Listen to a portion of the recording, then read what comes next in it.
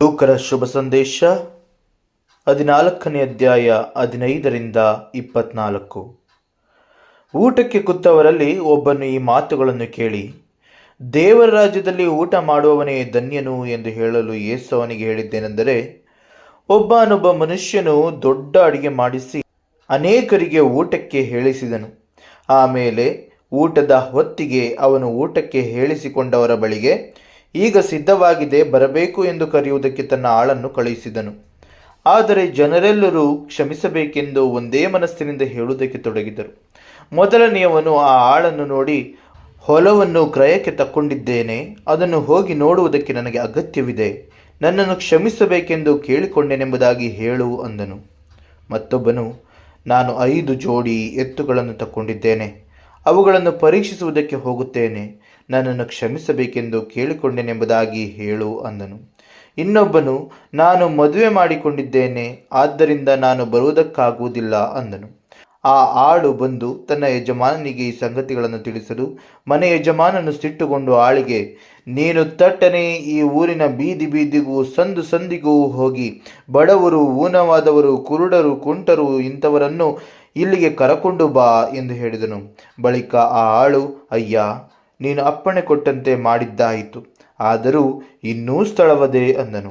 ಆಗ ಆ ಯಜಮಾನನು ತನ್ನ ಆಳಿಗೆ ಹೇಳಿದ್ದು, ನೀನು ಹಾದಿಗಳಿಗೂ ಬೇಲಿಗಳ ಬಳಿಗೂ ಹೋಗಿ ಅಲ್ಲಿ ಸಿಕ್ಕಿದವರನ್ನು ಬಲವಂತ ಮಾಡಿ ಒಳಕ್ಕೆ ಕರಕೊಂಡು ಬಾ, ನನ್ನ ಮನೆ ತುಂಬಲಿ, ಆದರೆ ಊಟಕ್ಕೆ ಹೇಳಿಸಿಕೊಂಡವರಲ್ಲಿ ಒಬ್ಬನಾದರೂ ನಾನು ಮಾಡಿಸಿದ ಅಡಿಗೆಯ ಸವಿಯನ್ನು ನೋಡಬಾರದು ಎಂದು ನಿಮಗೆ ಹೇಳುತ್ತೇನೆ ಅಂದನು. ಇಂದಿನ ವಾಕ್ಯ ನಮಗೆ ಎಷ್ಟು ಚೆನ್ನಾಗಿ ಹೇಳ್ಕೊಡ್ತಾ ಇದೆ ಅಂದರೆ, ವಾಕ್ಯ ಹೇಳ್ತಾ ಇದೆ, ಪರಲೋಕ ಸಾಮ್ರಾಜ್ಯಕ್ಕೆ ಎಷ್ಟೋ ಜನರನ್ನ ಕರೆಯಲಾಯಿತು, ತನ್ನ ಜನರೆಂಬುದಾಗಿ ಕರೆಯಲಾಯಿತು. ಆದರೆ ಅವರು ತಮ್ಮದೇ ಆದಂತಹ ವಿಚಾರಗಳಿಂದಾಗಿ, ತಮ್ಮದೇ ಆದಂತಹ ವಿಚಾರಗಳನ್ನು ಹೇಳುವುದರಿಂದಾಗಿ ಅದರಿಂದ ತಪ್ಪಿಸ್ಕೊಂಡ್ಬಿಟ್ರು. ಆದರೆ ಆ ಭೋಜನವು ಹಾಗಿದ್ರೆ ಯಾರಿಗೆ ಸಿಗ್ತದೆ? ಇದು ಸ್ವರ್ಗ ಸಾಮ್ರಾಜ್ಯದ ಭೋಜನ. ಇದನ್ನು ತಿರಸ್ಕರಿಸಿದ್ರೆ ನಿಜವಾಗಿಯೂ ಎಂತ ದೊಡ್ಡ ಲಾಸ್ ಅಂದ್ರೆ, ಅದನ್ನ ನಾನು ಇಡೀ ಜೀವಮಾನವೆಲ್ಲ ಮತ್ತೆ ಜೀವಿಸಿದರೂ ಕೂಡ ಪಡ್ಕೊಳ್ಳೋದಕ್ಕೆ ಸಾಧ್ಯವಿಲ್ಲ. ಅಂತ ಒಂದು ದೊಡ್ಡ ನಷ್ಟ ನಮಗಾಗ್ತದೆ. ಹಾಗಾಗಿ ಇಂಥದ್ದನ್ನ ನಷ್ಟಪಡಿಸಿಕೊಂಡ್ಬಿಟ್ರಲ್ಲ, ಹಾಗಿದ್ರೆ ಅವರಿಗೆ ಮತ್ತೆ ಸಿಗ್ತದ? ಅಥವಾ ಈ ಒಂದು ಸೌಭಾಗ್ಯ ಇವರಿಗೆ ಸಿಗ್ಲಿಲ್ಲ ಅಂದ್ರೆ ಇನ್ಯಾರಿಗೆ ಸಿಗಬಹುದು? ಇದರ ವಿಚಾರವನ್ನ ಇದರ ವಾಕ್ಯ ಹೇಳ್ತದೆ. ಊಟಕ್ಕೆ ಕೂತವರಲ್ಲಿ ಒಬ್ಬನು ಈ ಮಾತುಗಳನ್ನು ಕೇಳಿ, ದೇವರ ರಾಜ್ಯದಲ್ಲಿ ಊಟ ಮಾಡುವವನೇ ಧನ್ಯನು ಎಂದು ಹೇಳಲು ಯೇಸು ಅವನಿಗೆ ಹೇಳಿದ್ದೇನೆಂದರೆ, ನೋಡಿ, ಒಬ್ಬ ವ್ಯಕ್ತಿ ಹೇಳ್ತಾನಂತೆ, ದೇವರ ರಾಜ್ಯದಲ್ಲಿ ಊಟ ಮಾಡುವವನೇ ಧನ್ಯನು ಅಂತ ಹೇಳಿದಂತೆ. ಅದು ಸತ್ಯ. ದೈವ ರಾಜ್ಯದಲ್ಲಿ ಊಟ ಮಾಡುವವನು ಧನ್ಯನು. ಯಾಕೆಂದ್ರೆ ಅವನು ಸಂತೃಪ್ತನಾಗ್ತಾನೆ.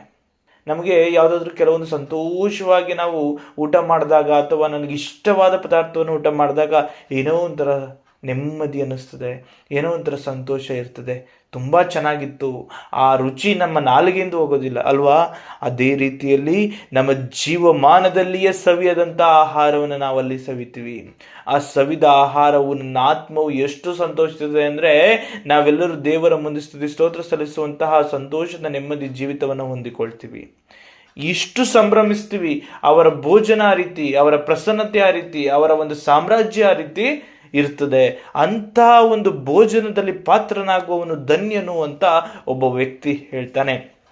ಅದಕ್ಕೆ ಪ್ರಭು ಯೇಸು ಹೇಳ್ತಾರೆ, ಒಬ್ಬನೊಬ್ಬ ಮನುಷ್ಯನು ದೊಡ್ಡ ಅಡಿಗೆ ಮಾಡಿಸಿ ಅನೇಕರಿಗೆ ಊಟಕ್ಕೆ ಹೇಳಿಸಿದನು. ಆಮೇಲೆ ಊಟದ ಹೊತ್ತಿಗೆ ಅವನು ಊಟಕ್ಕೆ ಹೇಳಿಸಿಕೊಂಡವರ ಬಳಿಗೆ, ಈಗ ಸಿದ್ಧವಾಗಿದೆ, ಬರಬೇಕು ಎಂದು ಕರೆಯುವುದಕ್ಕೆ ತನ್ನ ಆಳನ್ನು ಕಳಿಸಿದನು. ಒಬ್ಬ ಯಜಮಾನ ಊರವ್ರಿಗೆಲ್ರಿಗೂ ಹೇಳಿದ್ದಾನೆ, ತನ್ನವರಿಗೆಲ್ರಿಗೂ ಹೇಳಿದ್ದಾನೆ. ಹೇಳಿ ಒಂದು ದೊಡ್ಡ ಭೋಜನವನ್ನು ಮಾಡಿಸಿದ್ದಾನೆ, ಉತ್ತಮವಾದ ಭೋಜನವನ್ನು ಮಾಡಿಸಿದ್ದಾನೆ.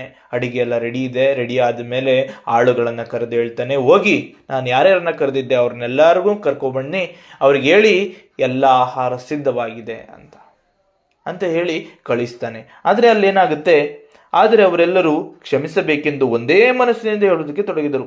ಮೊದಲನೆಯವನು ಆ ಆಳನ್ನು ನೋಡಿ, ಹೊಲವನ್ನು ಕ್ರಯಕ್ಕೆ ತಕ್ಕೊಂಡಿದ್ದೇನೆ, ಅದನ್ನು ಹೋಗಿ ನೋಡುವುದಕ್ಕೆ ನನಗೆ ಅಗತ್ಯವಿದೆ, ನಮ್ಮನ್ನು ಕ್ಷಮಿಸಬೇಕೆಂದು ಕೇಳಿಕೊಂಡೇನೆಂಬುದಾಗಿ ಹೇಳು ಅಂದನು. ಮತ್ತೊಬ್ಬನು, ನಾನು 5 ಜೋಡಿ ಎತ್ತುಗಳನ್ನು ತಕ್ಕೊಂಡಿದ್ದೇನೆ, ಅವುಗಳನ್ನು ಪರೀಕ್ಷಿಸುವುದಕ್ಕೆ ಹೋಗುತ್ತೇನೆ, ನನ್ನನ್ನು ಕ್ಷಮಿಸಬೇಕೆಂದು ಕೇಳಿಕೊಂಡೇನೆಂಬುದಾಗಿ ಹೇಳು ಅಂದನು. ಇನ್ನೊಬ್ಬನು, ನಾನು ಮದುವೆ ಮಾಡಿಕೊಂಡಿದ್ದೇನೆ, ಆದ್ದರಿಂದ ನಾನು ಬರುವುದಕ್ಕಾಗುವುದಿಲ್ಲ ಅಂದನು. ಆ ಆಳು ಬಂದು ತನ್ನ ಯಜಮಾನನಿಗೆ ಈ ಸಂಗತಿಗಳನ್ನು ತಿಳಿಸಲು ಮನೆ ಯಜಮಾನನು ಸಿಟ್ಟುಗೊಂಡು ಆಳಿಗೆ, ಇಲ್ಲಿ ನೋಡ್ರಿ, ತನ್ನ ಪ್ರೀತಿಯವರನ್ನ, ತನ್ನ ಬಂಧು ಮಿತ್ರರನ್ನ, ತನ್ನವರನ್ನ ಮೊದಲು ಕರೀತಾರೆ, ಅವರಿಗೇ ಮೊದಲ ಆದ್ಯತೆಯನ್ನು ಕೊಡ್ತಾರೆ. ಆದರೆ ಅವರು ಆ ಆದ್ಯತೆಯನ್ನೇ ಕಳ್ಕೊಳ್ತಾರೆ. ತಮ್ಮದೇ ಆದಂಥ ಒಂದೊಂದು ವಿಚಾರಗಳನ್ನು ಹೇಳ್ತಾರೆ, ಕಾರಣಗಳನ್ನು ಹೇಳ್ತಾರೆ. ಈ ಕಾರಣಗಳೇ ಅವರಿಗೆ ಸಹ ಭೋಜನದ ಅತಿ ಶ್ರೇಷ್ಠವಾದಂತಹ ಧನ್ಯತೆಯನ್ನು ಕಳೆದುಕೊಳ್ಳುವಂತೆ ಮಾಡುತ್ತದೆ. ಹಾಗಿದ್ರೆ ನಮ್ಮ ಜೀವಿತದಲ್ಲೂ ನಾವು ಮಾಡುವಂಥದ್ದಿದ್ದಾನೆ.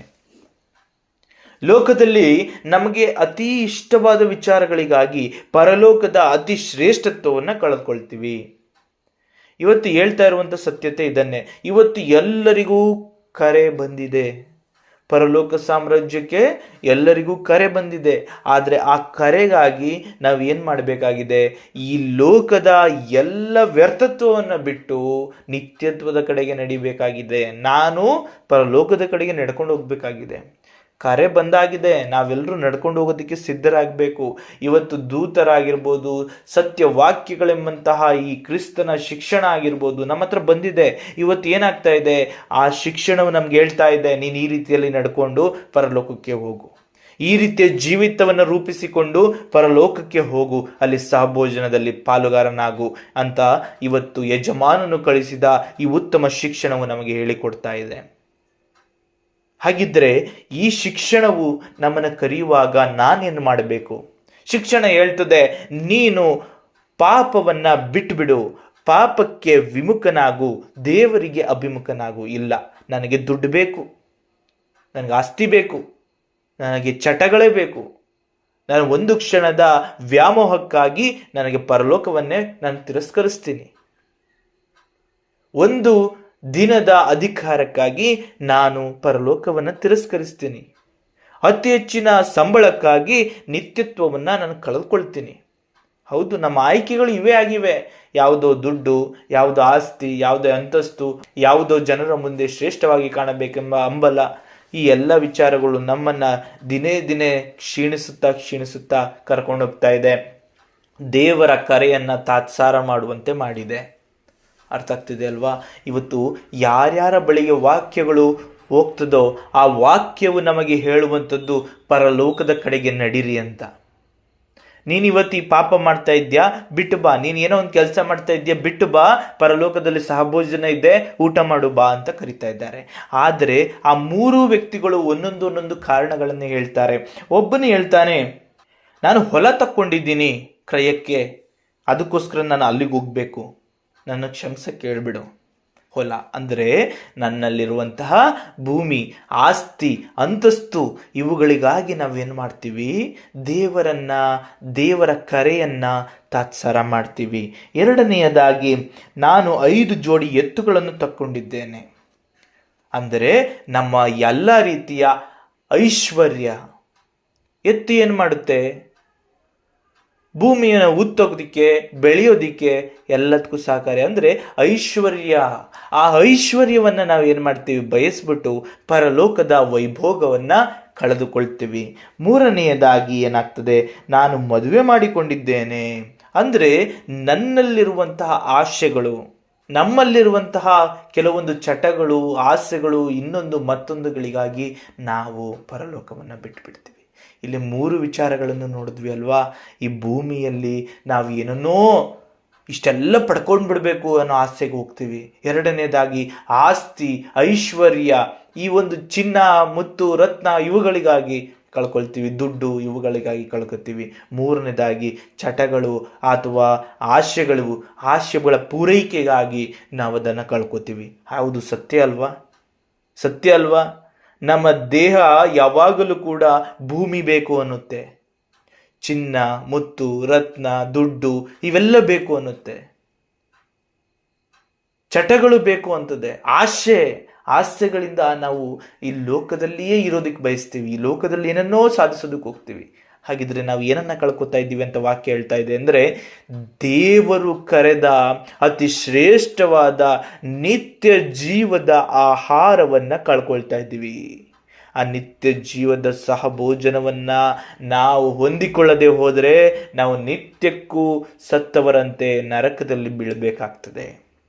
ಹಾಗಾಗಿ ಇಂದಿನ ವಾಕ್ಯ ಎಚ್ಚರಿಸುವಂಥದ್ದು, ಈ ರೀತಿಯಲ್ಲಿ ನಾವು ಲೌಕಿಕವಾದ ವಿಚಾರಗಳಲ್ಲಿ ನಮ್ಮನ್ನ ತೊಡಗಿಸಿಕೊಂಡು ಆಧ್ಯಾತ್ಮಿಕವಾದಂತಹ ಸಹಭೋಜನದಲ್ಲಿ ಪಾಲುಗಾರರಾಗುವ ಅತಿ ಶ್ರೇಷ್ಠ ಧನ್ಯತಾ ಜೀವಿತವನ್ನ ಕಳ್ಕೊಳ್ತಾ ಇದ್ದೀವಿ.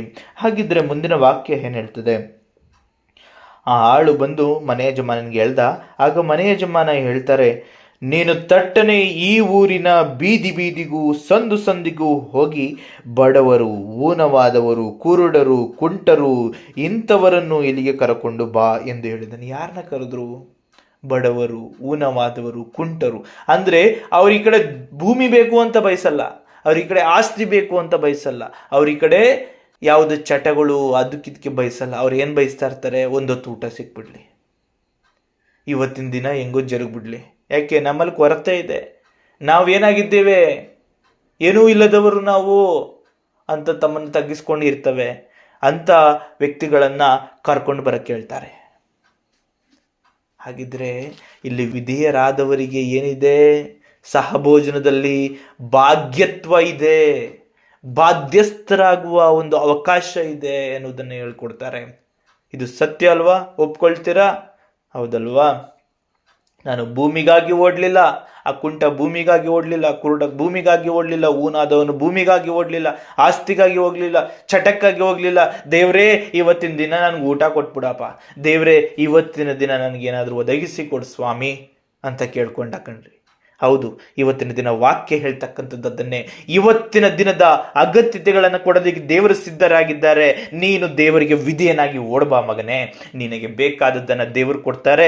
ಮುಂದೊಂದು ದಿನ ತನ್ನ ಸಹಭೋಜನದಲ್ಲಿ ನಿನ್ನನ್ನು ಭಾಗಿಯಾಗುವಂತೆ ಮಾಡ್ತಾರೆ. ಹಾಗಿದ್ರೆ ದೇವರ ಕರೆಗೆ ಕಿವಿಗೊಟ್ಟು ವಿಧೇಯನಾಗಿ, ಕುಂಟನಾಗಿದ್ಯೋ, ಕುರುಡನಾಗಿದ್ಯೋ, ನಾನು ವೀಕು, ನಾನು ಬಲಹೀನ, ದೇವರೇ ನಾನು ಪಾಪಿ ಮಾಡಿದವನು, ನಾನು ಎಷ್ಟೋ ದಿನಗಳ ಪಾಪದಲ್ಲಿ ಬಿದ್ದವನು ಅಂತ ಇರುವಂಥ ವ್ಯಕ್ತಿತ್ವಗಳೇ ಇವತ್ತು ಪಶ್ಚಾತ್ತಾಪ ಪಡ್ರಿ.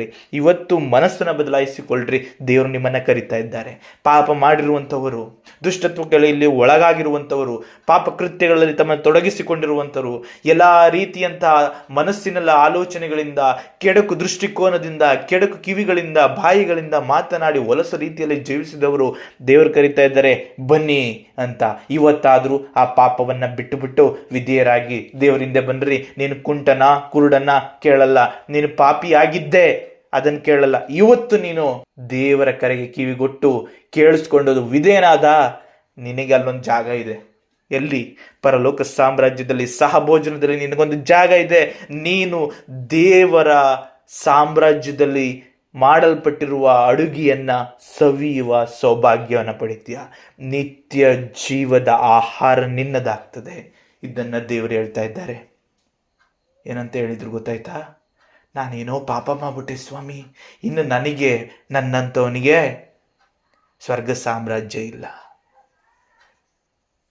ನಾನು ಕೆಟ್ಟವನು, ಅವ್ರಿವ್ರ ಬಗ್ಗೆ ಮಾತಾಡಿದ್ದೀನಿ, ಅವ್ರಿವ್ರ ಮಧ್ಯದಲ್ಲಿ ನಾನು ಜಗಳ ತಂದಾಕಿದ್ದೀನಿ, ಹೊಟ್ಟೆ ಕಿಚ್ಚಿನಿಂದ ಅವ್ರು ಏನೇ ಉದ್ಧಾರ ಆಗ್ತಿದ್ರು ನಾನು ಹೊಟ್ಟೆ ಉರ್ಕೊಂಡಿದ್ದೀನಿ, ನಾನು ಅವ್ರನ್ನ ಬೀಳ್ಸೋದಕ್ಕೆ ಕಾದಿದ್ದೀನಿ, ನಾನು ಚಟಗಳಲ್ಲಿ ಬಿದ್ದಿದ್ದೆ, ಮೋಸ ಮಾಡಿದ್ದೆ, ವಂಚನೆ ಮಾಡಿದ್ದೆ, ಅವಿವೇಕತನದಿಂದ ದೇವರ ನಿನ್ನನ್ನು ನಿಂದಿಸಿದ್ದೆ, ನಿನ್ನ ದೂರ ಆಗಿದ್ದೆ ನಾನು. ಆದರೆ ಇವತ್ತು ಸ್ವಾಮಿ ನಾನು ಕುಂಟ ಆಗಿದ್ದೀನಿ ಅಂತ ನನಗೆ ಗೊತ್ತಾಯಿತು. ನನಗೆ ನಡ್ಕೊಂಡು ಹೋಗೋದಕ್ಕೂ ಯೋಗ್ಯತೆ ಇಲ್ಲ ಅನ್ನೋದು ನನಗೆ ಗೊತ್ತಾಯಿತು. ನನ್ನ ಕಣ್ಣಿನಿಂದ ನೋಡೋಕ್ಕೂ ಯೋಗ್ಯತೆ ಇಲ್ಲ ನನಗೆ ಅಂತ ಗೊತ್ತಾಯಿತು. ಈ ಕಿವಿಯಿಂದ ಕೇಳೋದಕ್ಕೂ ಯೋಗ್ಯತೆ ಇಲ್ಲ ಅಂತ ನನಗೆ ಗೊತ್ತಾಯಿತು. ನಾನು ಇವತ್ತು ನಿನ್ನನ್ನು ಸ್ತುತಿಸಲು ಬಾಯಿ ತೆರೆಯೋದಕ್ಕೂ ಯೋಗ್ಯತೆ ಇಲ್ಲ ಅಂತ ನನಗೆ ಗೊತ್ತಾಗಿದೆ ಸ್ವಾಮಿ. ನನ್ನ ಹೃದಯವು ನಿನ್ನಲ್ಲಿ ಪಶ್ಚಾತ್ತಾಪದಿಂದ ಬಯಸ್ತಾ ಇದೆ ಸ್ವಾಮಿ. ಆ ರೀತಿಯಲ್ಲಿ ತನ್ನ ಬಾಯಿಂದ ಸ್ತುತಿ ಸ್ತೋತ್ರ ಸಲ್ಲಿಸೋದಕ್ಕೂ ನಾನು ಯೋಗ್ಯನಲ್ಲ, ನಿನ್ನನ್ನು ನೋಡೋದಕ್ಕೂ ಯೋಗ್ಯನಲ್ಲ, ನಿನ್ನನ್ನು ನಿನ್ನ ವಾಕ್ಯ ಕೇಳಿಸ್ಕೊಳ್ಳೋದಕ್ಕೂ ಯೋಗ್ಯನಲ್ಲ, ನಿನ್ನ ಕಡೆಗೆ ನಡ್ಕೊಂಡು ಬರೋಕ್ಕೂ ನಾನು ಯೋಗ್ಯನಲ್ಲ, ನಿನ್ನ ಕಾರ್ಯಗಳಲ್ಲಿ ನನ್ನ ಕೈಗಳನ್ನು ಉಪಯೋಗಿಸ್ಕೊಳ್ಳೋಕ್ಕೂ ಯೋಗ್ಯನಲ್ಲ ಅಂತ ಯಾವನಿರ್ತಾನೋ, ಅಷ್ಟು ಪಶ್ಚಾತ್ತಾಪದಿಂದ ವಿಧೇಯನಾಗಿ ಯಾವುದೋ ಒಂದು ಬೀದಿಯಲ್ಲಿ ಕೂತಿರ್ತಾನೋ ಅವನನ್ನ ದೇವರು ಕರೀತಾ ಇದ್ದಾರೆ, ಮಗನೇ ನಿನಗಿದೆ ಸ್ಥಳ ಬಾ ಅಂತ. ಹಾಗಿದ್ರೆ ಇವತ್ತು ನಾನೇನಾದರೂ ಆ ಒಂದು ಪಶ್ಚಾತ್ತಾಪದ ಮನೋಭಾವನೆಯಿಂದ ಕೂತಿರುವುದೇ ಆದರೆ ಪ್ರಭು ಯೇಸು ಕರೀತಾ ಇದ್ದಾರೆ, ತಂದೆಯಾದ ದೇವರು ಕರೀತಾ ಇದ್ದಾರೆ, ಬಾ ನಿನಗೆ ಸ್ವರ್ಗ ಸಾಮ್ರಾಜ್ಯದ ಸಹ ಭೋಜನದಲ್ಲಿ ಪಾಲುಗಾರಿಕೆ ಇದೆ ಬಾ ಅಂತ. ಗೊತ್ತಾಯ್ತಾ? ಹೌದು, ಯಾವಾಗಲೂ ಅಷ್ಟೇ, ಒಬ್ಬ ದುಷ್ಟನ ಶಿಷ್ಟನಾದರೆ ಪರಲೋಕ ಸಾಮ್ರಾಜ್ಯದಲ್ಲಿ ಸಂಭ್ರಮ ನಡೀತದೆ. ಇದನ್ನು ಅರ್ಥೈಸಿಕೊಳ್ಳ್ರಿ. ನೀವು ಪಶ್ಚಾತ್ತಾಪ ಹೊಂದಿ ವಿಧೇಯರಾಗಿ ದೇವರನ್ನ ಕಾಣಲು ನಿಮ್ಮ ಹೃದಯ ಹಂಬಲಿಸ್ತಾ ಇದ್ದರೆ ನೀನು ಸೆಲೆಕ್ಟೆಡ್. ನಿನ್ನಲ್ಲಿ ಆ ಒಂದು ಪಾಪದ ಪ್ರಾಯಶ್ಚಿತ್ತ ಇರಬೇಕು. ಅದಿದ್ರೆ, ವಿಧೇಯನಾದರೆ, ನಿನ್ನನ್ನು ನೀನು ತಿಳಿದುಕೊಂಡು ನಿನ್ನ ಸ್ಥಾನಮಾನವನ್ನು ತಿಳಿದುಕೊಂಡು ನಿನ್ನನ್ನು ತಗ್ಗಿಸಿಕೊಂಡ್ರೆ ನೀನು ಪರಲೋಕ ಸಾಮ್ರಾಜ್ಯದಲ್ಲಿ ಬಾಧ್ಯಸ್ಥನಾಗ್ತೀಯ.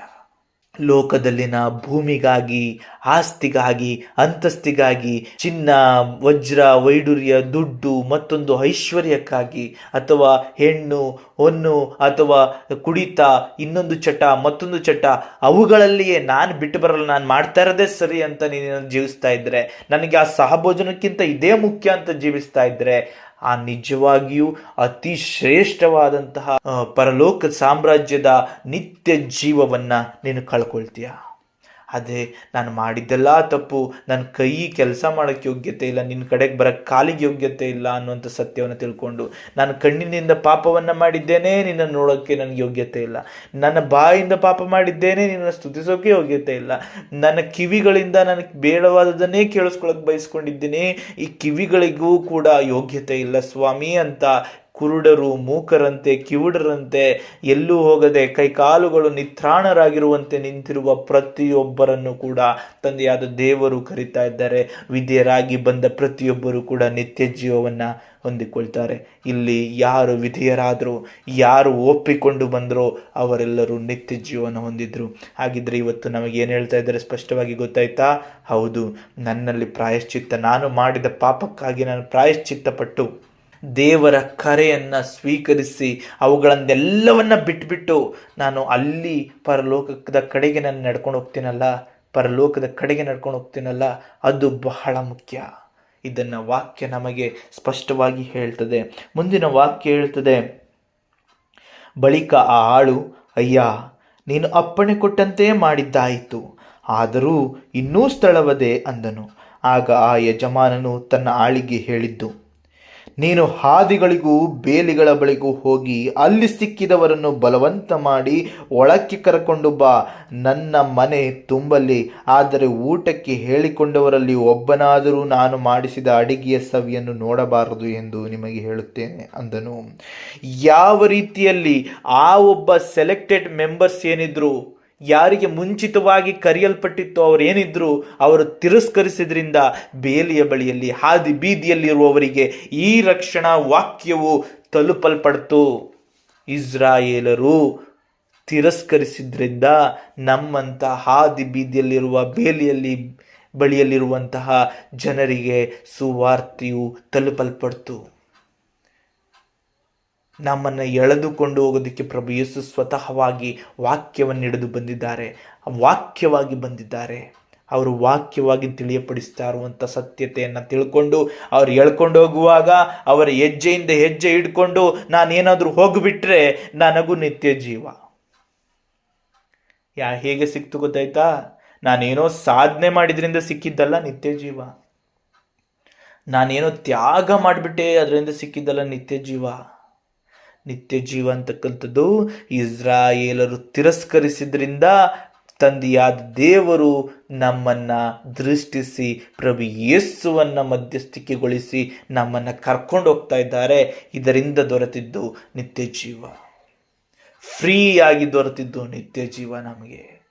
ಹಾಗಿದ್ರೆ ಇಂಥ ಯಜಮಾನರನ್ನ, ಇಂಥ ದೇವರನ್ನ ನಾನು ಎಷ್ಟು ಸ್ತುತಿಸಬೇಕು, ವಂದಿಸಬೇಕು, ಆರಾಧಿಸಬೇಕು? ಒಂದು ಸಾರಿ ಯೋಚನೆ ಮಾಡ್ರಿ. ನಿಮ್ಮ ಜೀವಮಾನವೆಲ್ಲ ಒಂದು ಸೆಕೆಂಡ್ ಬಿಡದೆ ಅವರನ್ನು ಸ್ತುತಿಸಿದ್ರೂ ಕೂಡ ಕಮ್ಮಿ. ಯಾಕೆ ಅಂದರೆ ಯಾವುದೋ ಮೂಲೆಯಲ್ಲಿ, ಹಾದಿ ಬೀದಿಯಲ್ಲಿ ಬಿದ್ದಿರಬೇಕಾದ ನಮ್ಮನ್ನ, ಬೇಲಿಯ ಮೂಲೆಯಲ್ಲಿ ಬಿದ್ದಿರಬೇಕಾದಂಥ ನಮ್ಮನ್ನ, ನಾಶನಕ್ಕಾಗಿ ಬಿದ್ದಿರಬೇಕಾದಂಥ ನಮ್ಮನ್ನ ಎಳ್ಕೊಂಡೋಗಿ ನಿತ್ಯ ಜೀವದ ಸಹಭೋಜನದಲ್ಲಿ ಕೂರಿಸ್ತಾ ಇದ್ದಾರೆ ಅಂದರೆ ಅವರ ಕರುಣೆ, ಅವರ ಕೃಪೆ, ಅವರ ಒಂದು ದೃಷ್ಟಿಕೋನ ನಿಜವಾಗಿಯೂ ಅತಿ ಶ್ರೇಷ್ಠ.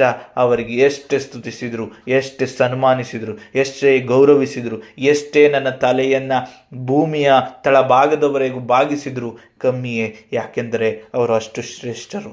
ಅವರ ಆಹಾರವನ್ನು ಬಿಸಾಕಲಿಲ್ಲ. ನಾನು ಕರೆದವ್ರು ಬರಲಿಲ್ಲ ಅಂತ ಆಹಾರ ಬಿಸಾಕಲಿಲ್ಲ.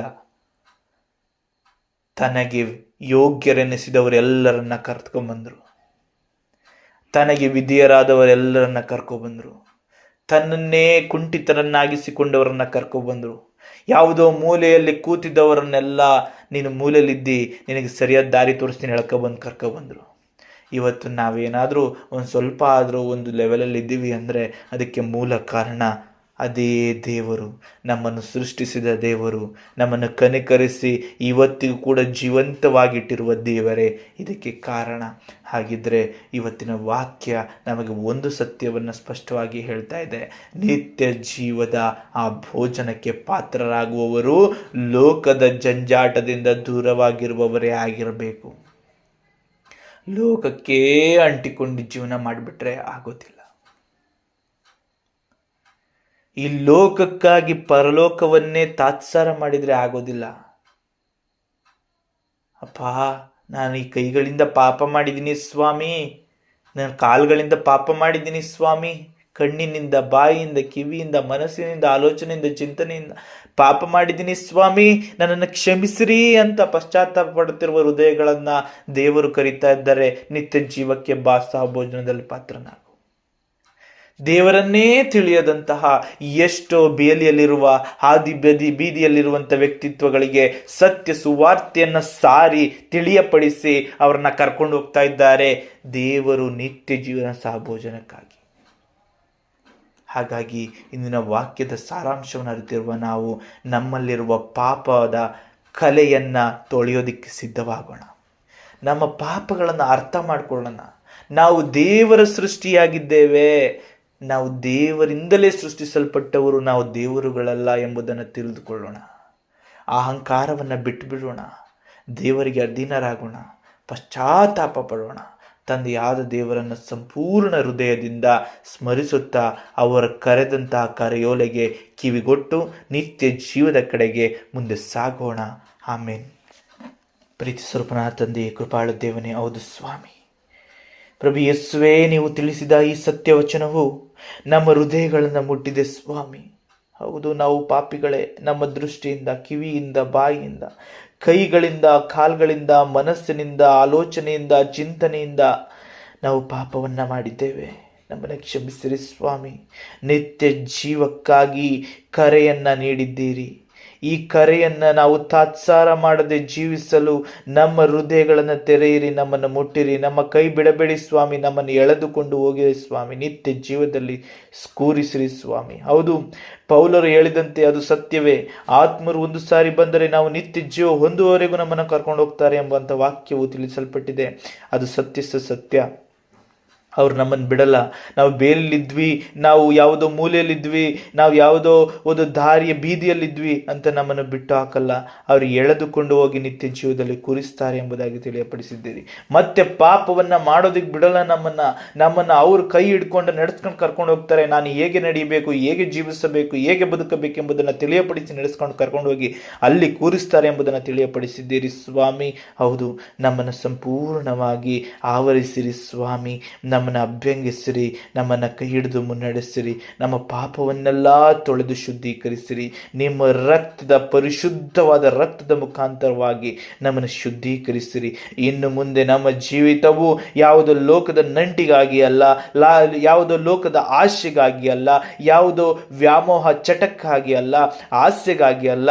ಇನ್ನು ಮುಂದೆ ನಮ್ಮ ಜೀವಿತವು ನಿತ್ಯ ಜೀವದ ಸಹಭೋಜನಕ್ಕಾಗಿ ಈ ಒಂದು ಸಿದ್ಧಾಂತದಲ್ಲಿ ಜೀವಿಸಲು ದೇವ ಸಂಪೂರ್ಣವಾಗಿ ನಮ್ಮನ್ನು ಆಶೀರ್ವದಿಸಿರಿ, ನಮ್ಮನ್ನು ಸಂಪೂರ್ಣವಾಗಿ ಬಲಪಡಿಸಿರಿ ಎಂಬುದಾಗಿ ಪ್ರಭು ಯೇಸು ಕ್ರಿಸ್ತರ ಪರಿಶುದ್ಧ ನಾಮದ ಮುಖಾಂತರವಾಗಿ ತಂದೆಯಾದ ದೇವರೇ ನಿಮ್ಮನ್ನು ಪ್ರಾರ್ಥಿಸುತ್ತೇವೆ ತಂದೆಯೇ. ಆಮೇನ್.